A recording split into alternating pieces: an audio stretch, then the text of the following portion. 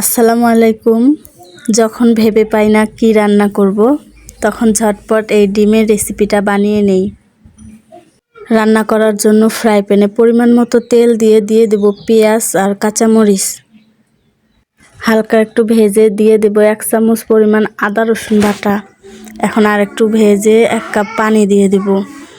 তারপরে এক এক করে সব মশলা দিয়ে দেব। হলুদের গুঁড়া, লবণ আর 1 চামচ পরিমাণ মশলার গুঁড়া দিয়ে দিলাম। এখন আমি কিছুক্ষণ মশলাটাকে কষিয়ে নেব। কষানো হয়ে গেলে দিয়ে দেব 2 কাপ পানি। পানিটা ফুটে আসলে আমি এক এক করে ডিম দিয়ে দিব। আমি মোটে 4টি ডিম দিয়েছি।